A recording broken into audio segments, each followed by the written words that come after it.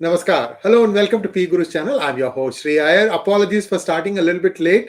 There was an accident and I was trying to rush home and I just made it in time, maybe 5 minutes late. Sorry about that. Let's welcome Sriram Seshadri. I'm hoping to get Professor RV also on the line. Sriram ji, namaskar and welcome to PGurus channel. Namaskar, 𝙒𝙖𝙩𝙤. How are you? So, I'm doing well, sir. I hope you're doing well. You have put in a lot of effort into this election. You worked for 2-3 years. Give us a little bit about the journey. We know now that there is a definite trend towards Congress. How do you think it's going to play out? Who's the biggest winner? Who's the biggest loser? See, at this point in time, as per the Election Commission data, Congress has crossed its halfway mark. We are talking about 3 hours into the counting. Though there are still, 10 to 15 rounds in many constituencies to count, at least the trend shows that, they are already crossed the halfway mark with a percentage of vote difference. Though it is still about 45 to 50 constituencies where the vote difference or margin, either it is BJP leading or JDS or Congress leading, the difference is less than 1,000. Which may swing either up or down. So there is going to be some amount of movement that we will keep seeing another at least 1.5 hours. But the trend shows that Congress is a real winner. At least they will have their own simple majority. They don't probably need any support to form the government at this point in time. The biggest winner, of course, is Congress. There were 80 seats in 2018. And about 39% vote share they had, and in 2023 they have crossed additional 34 seats they have already got, and additional compared to previous election they got another 4% extra vote, about 43%. The biggest loser, at least from the vote share perspective, is JDS. They have lost from 18% to 12.5%, around 6.5% they have lost. And the number of seats, they have lost about 10 so far, considered 10. With respect to the biggest loser from the number of seats, BJP is the biggest loser at this point in time. They have lost in several areas. Mainly, I want to call out the Mumbai, Karnataka, Kittur, Karnataka, and in some portions of coastal Karnataka. Last I saw was C.T. Ravi trailing.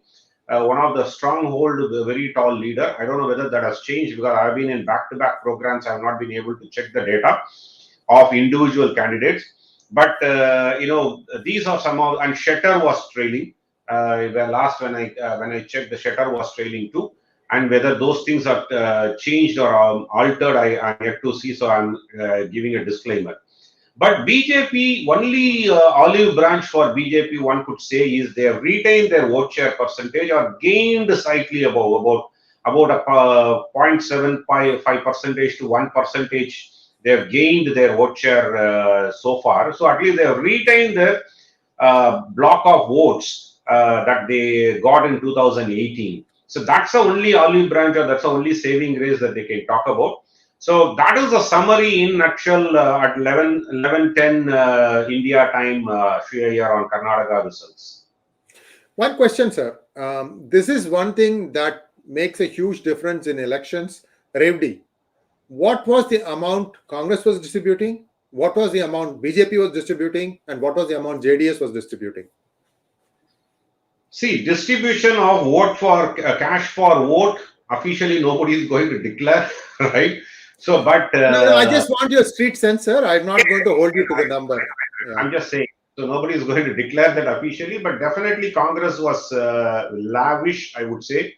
Maybe about 2,000 rupees per vote in many areas. That is what they were distributing, and JDS is the lowest probably. I would say they were paying out much lower, or rather they were not even spending. That is what I heard, because they didn't want to, spend their money to. In fact, they didn't want to even win many seats. They were not very aggressive in winning many seats, is what I saw on the ground. Of course, BJP would have given in many places where at least up to 1,000 rupees, if at all, on some of the seats they may not even distribute because they know that they are going to win. but other places they definitely would have distributed, is what from the street sense I see. But these are all unconfirmed. These are all definitely Congress and BJP and JDS will decline this statement here.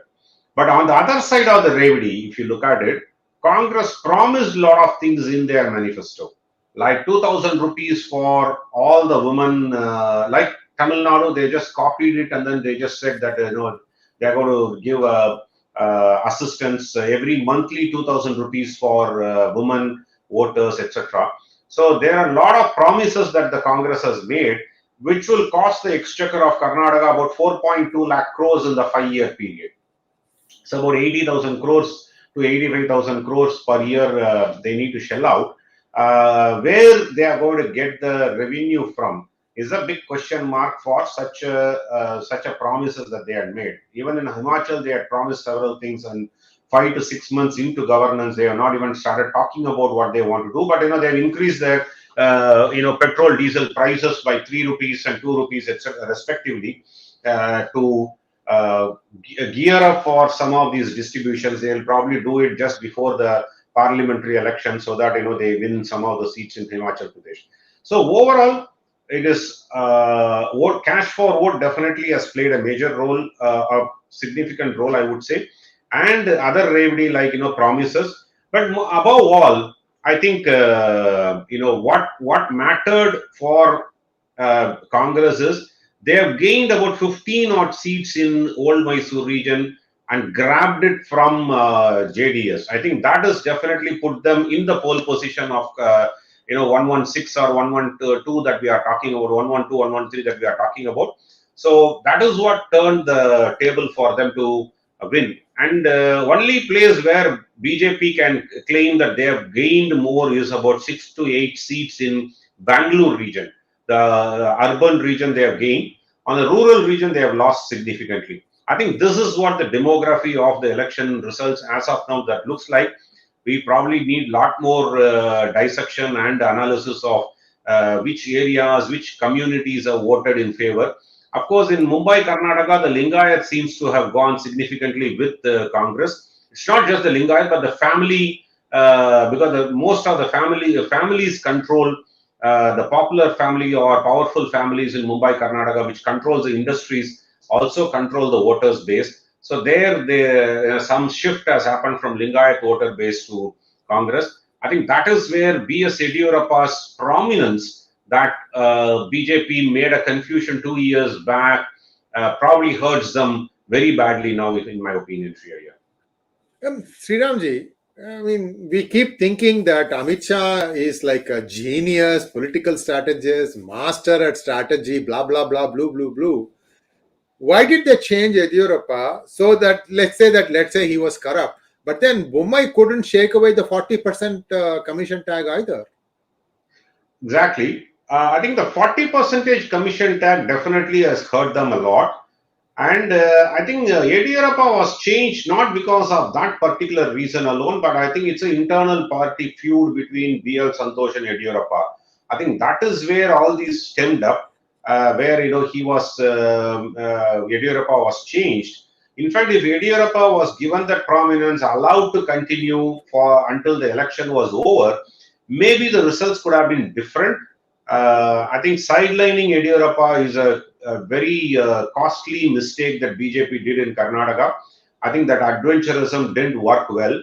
And second thing is some of the Hindutva groups within BJP split across, and then they did a vote split. For example, the coastal Karnataka, BJP probably will still get about 16 to 17 out of the 19-20 seats. But 3 or 4 that they lose and the vote share will come down because Sriram Sena is contesting against BJP, but they were not happy with BJP's support towards them. And in other places where Reddy brothers went away from BJP and then started their own party where they are splitting the votes. So all these open revolt within BJP probably has hurt them a lot. This hand wringing that is happening now. So is B.L. Santosh going to be fired from his important position at the center for having erred so badly? Somebody needs to pay for these mistakes. Otherwise, it's not like, Nadda should have been fired after the HP debacle. What kind of a democracy does this party have when it says it's a party with a difference? I don't see any difference, Sriramji. Yeah. See, ideally, after Himachal loss, there should have been someone who should have been held responsible and accountable. I don't think Nadda or at least his son was not even made accountable and responsible for the loss. So in this case also there has to be someone who have to take the accountability of losing it badly. See, I'm fine if electorally when people lose, parties do lose, there's no issues with that. But the situation is reversed, going to 75-80 in Karnataka definitely calls for relook into how this is how they lost this important state, especially in South India, because then Congress and the opposition will claim the south of India's BJP doesn't have any place at all. So that is what their claim would be. That will add more momentum for the Dravidian forces and other state parties within this region to gain control over the region. I think BJP will still end up becoming a North Indian party. That narrative will start spreading very fast. I think that is where the danger comes from. And BJP should have anticipated all these and then, set aside their internal feud for their own prosperity within the state. I think that's where they lost out, in my opinion, Sriram. Well, let's take a look at the amount of time spent by the Prime Minister of the country. 7 full days or 8 full days. Wasn't the country being disserved because he was full-time campaigning? Oh, sure, definitely. But one could say that because he did the campaign, probably they are at this point. One could claim that.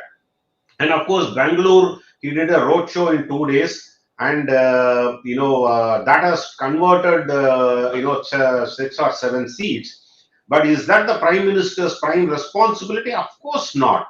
Definitely not. And then there has to be a local leadership. I think BJP should learn from this and then start grooming the local leadership. They cannot be a central.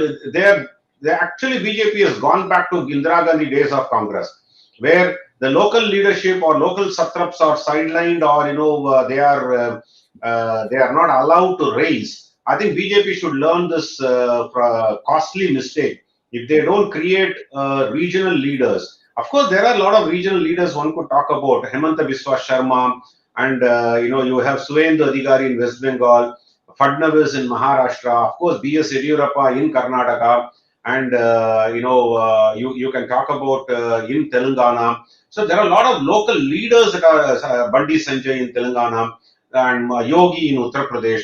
There are a lot of local leadership, but I think they need to go all out to generate this local leadership to be more powerful rather than being centrally controlled. I think that is where they need to learn from Congress's mistakes in the past. So your prediction on who's going to be the Chief Minister? That's a big question, Sri. If Congress crosses 130, as the trend shows, it is not. But let's for a moment assume Congress crosses 130 or so. Siddaramaiah will be the Chief Minister. If Congress isn't just in the margin, they are just less than 120.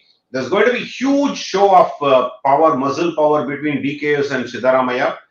By chance, if JDS support is needed to form the government, then it is D.K. Shivakumar. Okaliga will go together and then say D.K. Shivakumar will be demanded as a chief ministerial candidate by Kumaraswamy. So that is what would happen. But in my opinion, I think Congress crossing their own majority, Congress will have its own CM. But that tussle is going to be a huge power battle between these two. You cannot sideline D.K. Shivakumar for having won this election. Probably he was one of the primary reasons for winning this election, for strategizing, being the state Congress president. One needs to give it. So I think a repeat of Rajasthan may happen here in Karnataka. That is going to upset D.K. Shivakumar if he is not given that prime position of being a chief ministership. Because he seemed to have had a tacit understanding with H.D. Kumaraswamy in not performing extremely well in whole Mysore region. And if that is the case, then 𝗤𝘬𝘀𝘀𝘀 is going to pull the plug and then say, he needs to be treated and he needs to be rewarded properly. When that is done, 𝙤𝙧𝙤𝙪 cannot function under him, and hence he need to be sidelined totally. So both are going to have, it is a good problem for Congress to have, but I don't know, they will be in a position to manage this good problem. That is where the power struggle would happen. This time BJP need not do any Operation Kamal. Congress may end up doing it on its own. But of course, it will still give a stable government for at least 1.5 years if this power struggle continues. But if they cross 130, then 𝙤𝙧𝙤𝙪 would claim to be the chief ministerial candidate to provide a very stable and strong government. I think if that happens, we need to see where they end up. So I'm not going to put a bet on who is going to be the chief ministerial candidate at this point in time, Shreya. Thank you so much, sir. Let's take a few questions that have come our way and then we can call it a wrap. Yeah. Questions, please. I got, yeah. Srinivas Jayaprakash wants to know, what is your take on the trends? Is image Modi intact or are the results a reflection of local issues? Sriram, you go first. Yeah, Modi definitely has, campaigned heavily. And at least this shows very clearly that you can't rely only on Modi's campaign to win. So you don't want Modi to play that as a winner knock role every time. Himachal Pradesh proved it, because there also they didn't name the chief ministerial candidate. Groupism was there, and everybody thought that Modi can swing it. I think Modi cannot be the only person who can swing the election.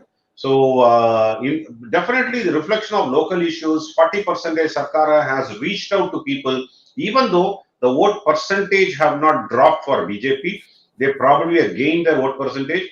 But the others who believed that this government should go, and non-BJP supporters probably consolidated behind Congress so that they want this government to go. I think that is what the clear message, in my opinion.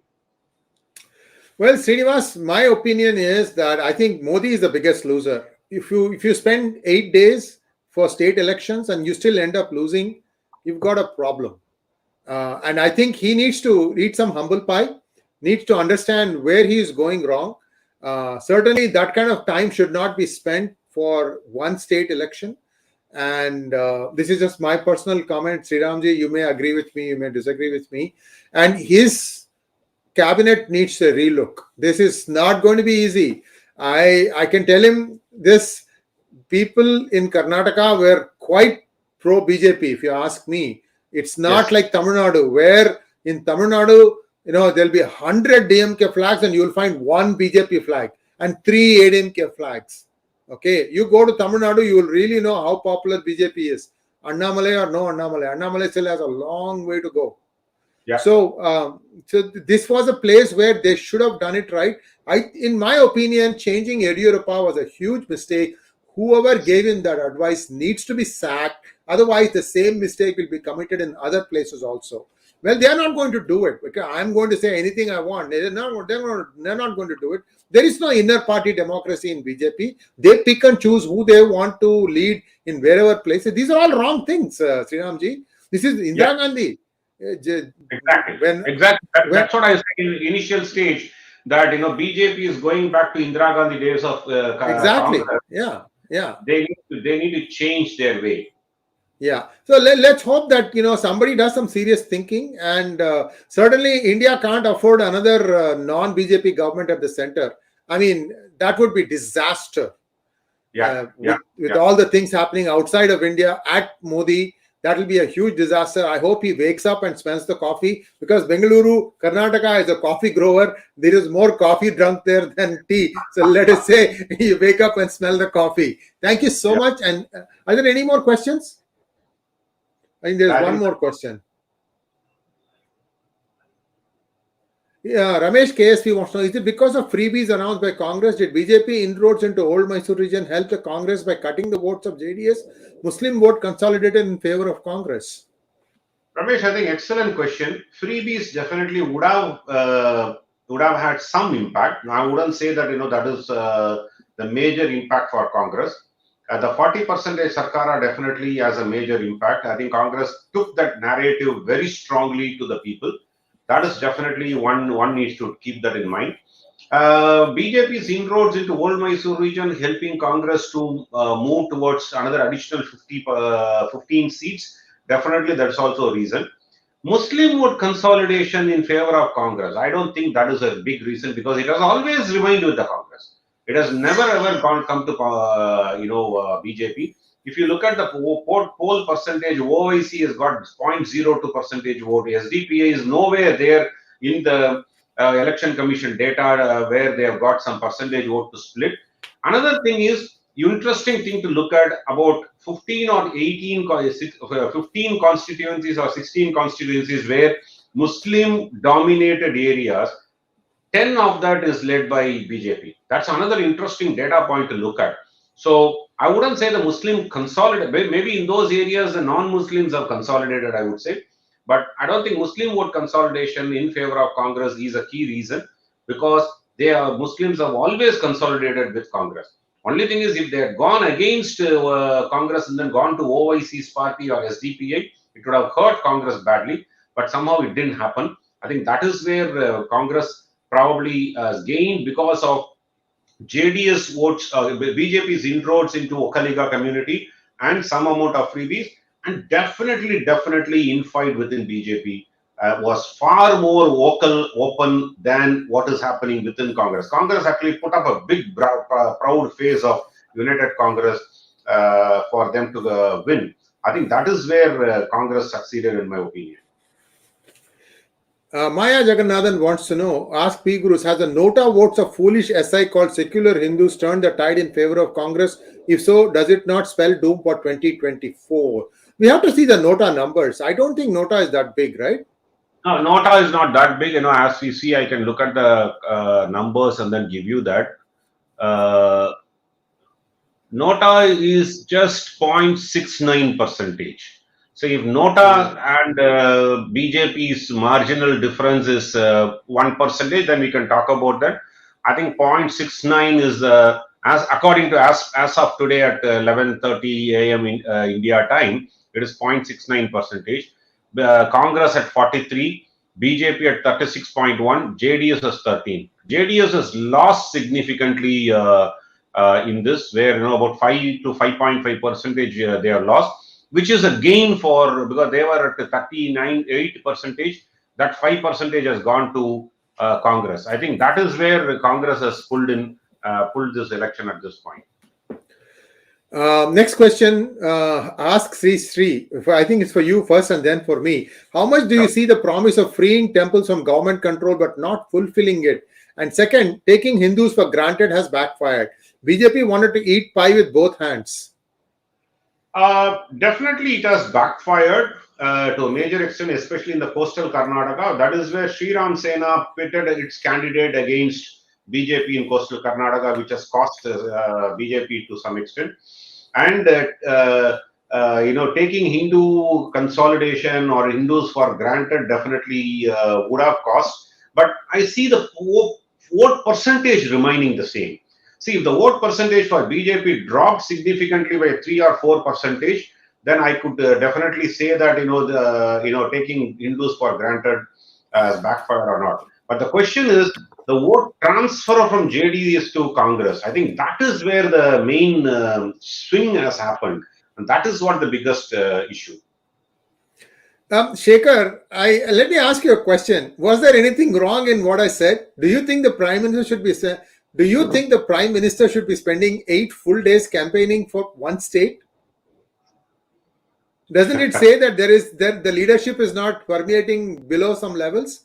How many times has he addressed a press conference? What is he afraid of? Have the people come with their mouths sealed anyway? So what is he afraid of? Why doesn't he hold a press conference? Why should I not ask these questions? I'm just, this is high stakes. 1.4 billion people, the most populous country. I was concerned when you have so much personal stake in an election, right? Even if you win, you'll get blamed. But he came and campaigned. That's why BJP won. Now he came and campaigned and they lost. That's even worse. That's what I'm saying. Why do you have to say I'm turning like Subramaniam Swamy? You should be like this too. Ask questions, guys. This is a democracy. Nobody has taken away your right to ask questions. Next question from Sachin. Look, BJP wants to eat the cake and have it too. Absolutely. In my opinion, if you remember, Sachin, for 2-3 years now, whenever Professor RV and I used to talk, we always used to talk that the MLAs are mostly real estate guys in Karnataka. It doesn't matter who's in power and who's not in power. Everybody has his own deal. They'll cut a deal on the side and saying, okay, I'll take a few percentage point less. You take a few percentage point more because now you are in power. Some wheeling dealing will happen. Somebody will lose land. Somebody will gain land. Everybody is happy while going home. That's what has been happening. So Karnataka winning or losing is not a big deal. In my opinion, again, Sriram, you can explain, you can concur with me or disagree with me. Congress, having pointed the 40% thing, will now come with a two-tier bribe. 30%, which is deluxe, 45%, which is premium.